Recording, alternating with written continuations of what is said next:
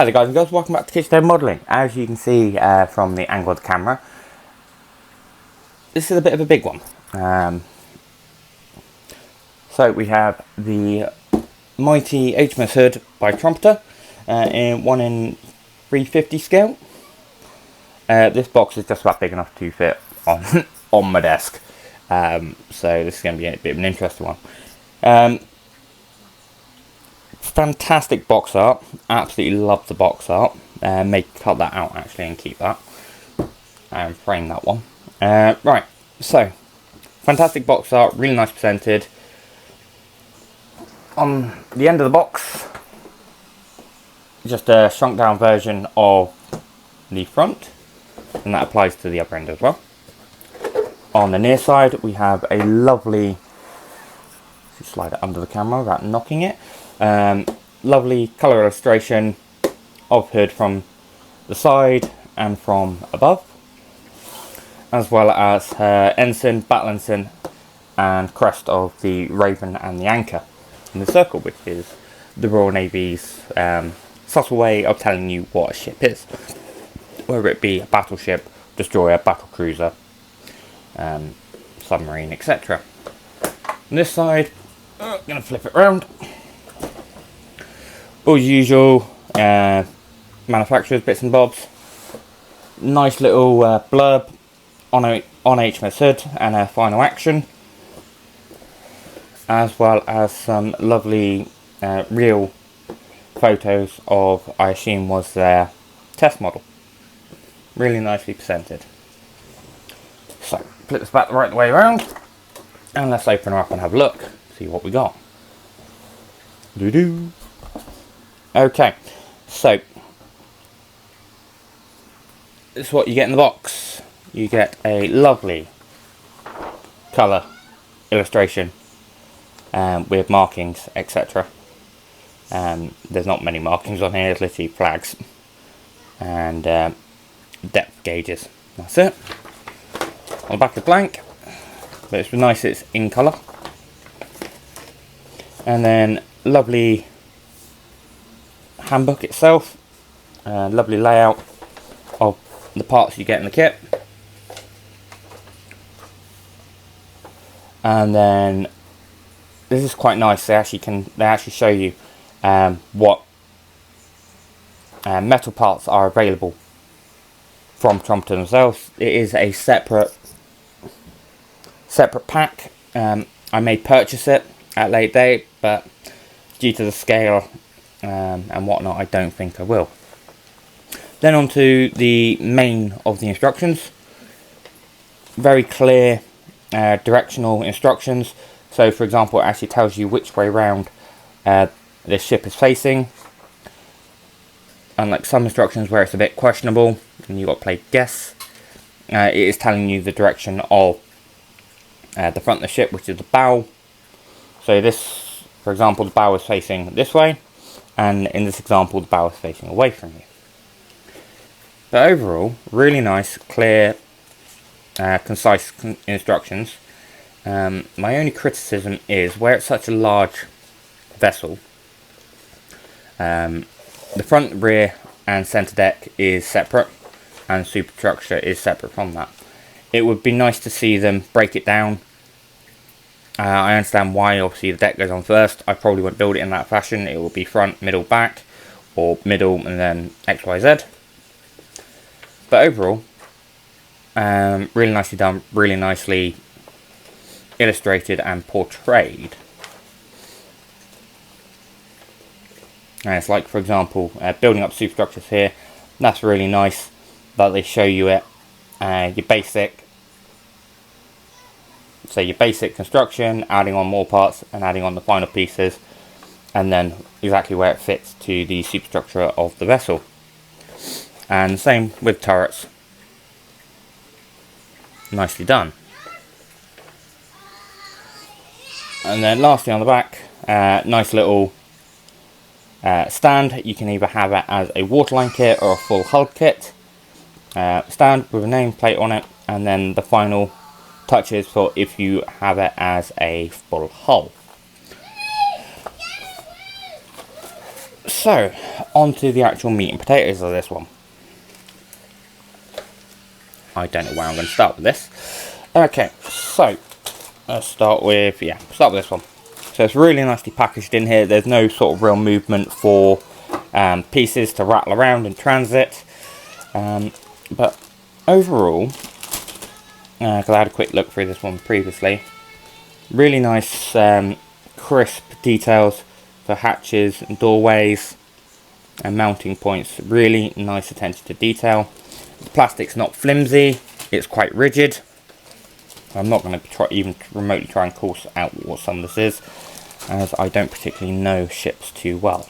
HMS HOOD has a bit of a special point in my heart, as my great uncle on my nan's side went down on her.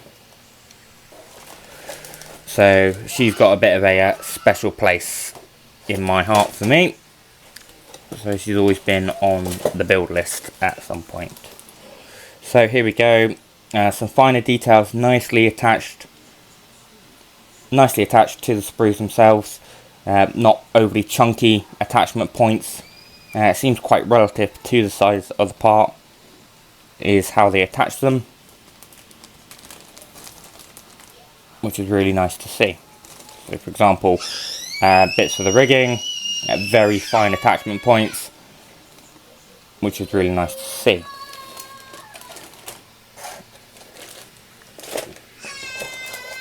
Stand is just a very Billy Basics keel stand, where HOOD's got quite a flat bottom. It actually more portrays to her, and then lovely nameplate on the inside,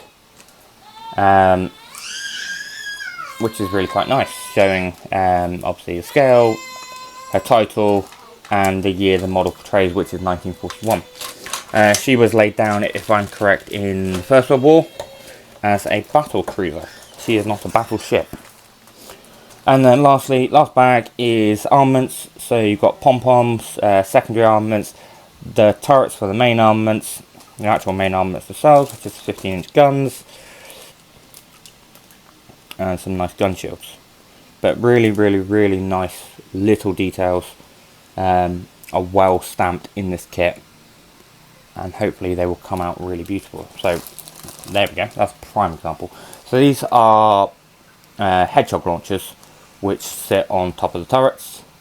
I believe they're hedgehog launchers, off the top of my head. Anti-submarine.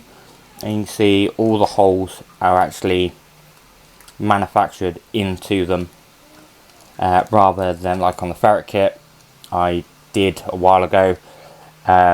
The board that sits on the front of it, there wasn't any holes in it, so I had to drill them out all by hand, which was quite a bit of a nightmare. And same on the pom-poms, anti-aircraft. They've actually got the drainage holes in the deck itself for the rotating mount. Right, last two bags, and then we'll have a look at the actual hull itself. So last two bags is front, the bow of the ship, and stern of the ship.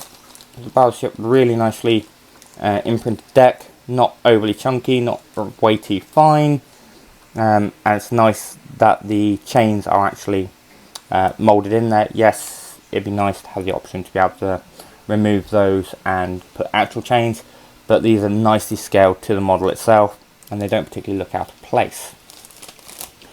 Same for the rear. You've got capstans and attachment points for mooring. Deck really nicely refined, not overly chunky. Actually looks quite beautiful. Then on to, oh yeah, she's got a double layer superstructure. So lower part of superstructure, as you can see, what's that, upper? That might be upper. I don't actually know, to be brutally honest. I won't try and take a guess. Once again, elements of superstructure really nicely moulded, very clear, crisp details, as well as the reinforcement struts around the turret barbette. And then onto an upper part. Once again, really nicely moulded, and same for the outlines. 4 pieces superstructure to be attached, and the gun shields and splash shields are nicely moulded in there. they're not too fine, so you could accidentally snap them with your finger, but they are thick enough to wobble in your hand, not worry about it, but they're not overly thick to distract from the model itself and make it seem out of scale. Once again, the detail on this is absolutely superb. Really pleased with this one. Then on to the hull. Oh Christ, and that's deco sheet tucked away under there. So we'll start with the optional extra, which is the waterline plate. It is literally just a plate. Not much more to really say than that. Let's just go straight back in the box. I'm not going to take these apart as of yet, but the hull itself, can we? Yes, we can. Haha. Yes, we will take these apart. Okay, so we'll start with the lower part of the hull. Really cleanly moulded. It's nice that it is in this dark red colour, as that is what her underwater hull would look like. Nice fine attachment points for the rudder and propellers, and as well nice crisp moulding for her stabilisation films, and that is a gorgeous torpedo bulge, if that can be brought out on the camera. So really nice bulging to the hull before her flat bottom. That's really nice to see. Then on to the last piece, which is above the waterline per se. So hood was fitted with torpedo launchers. Doors are really nicely moulded in there on both sides, and as well some beautiful moulding throughout the piece. Something I've noticed on this, as just having a quick flick through, there is no flash on this kit at all. There is no flash, so that's going to be a nice relief. Yes, these are a little bit chunky and whatnot where they've been clipped off the inside, but no one's ever going to see that, and it doesn't really make a difference in overall grand scale of thing. One thing I will say is this is quite flexible, which is a bit of a shame considering the rigidity of the rest of the kit. The last main piece of hull before the waterline is a bit flexible, but it is a very large singular piece, and you don't really want them cluttering it up with great big support brackets and whatnot. So we'll see how that fares up when applying the decking. Just tuck that all back away. So for such a big kit, tiny little decal sheet, stationary flags and flags which are fluttering in the wind. That's quite nice. I really like that, to be honest. We'll see how they come apart, whether they are a single wrap round or whether you literally have to line the two decals up. I'm hoping it's the first option. And then something which was a really nice surprise for a huge kit, that is the decal sheet. That is the photo etch sheet. And I'm very pleased by that, because in this scale things get very small very quickly. Let's pop it open and have a look. See how thick it is. Ooh, okay, she's a bit of a chunky one. Okay, yeah, she is a chunky one. So that is actually rather thick for a photo etch sheet, which is nice. But not nice in a way. Obviously, the thinner the photo etch, the easier it is to manipulate. Where it's quite a thick photo etch sheet, it is quite robust, which is really nice for some of these very fine parts which are perpetrated in photo etch. So we'll see how this goes, see how well they are to handle. So then, I'm going to figure out how I'm going to put this together without launching anything off my desk, and see you in a bit.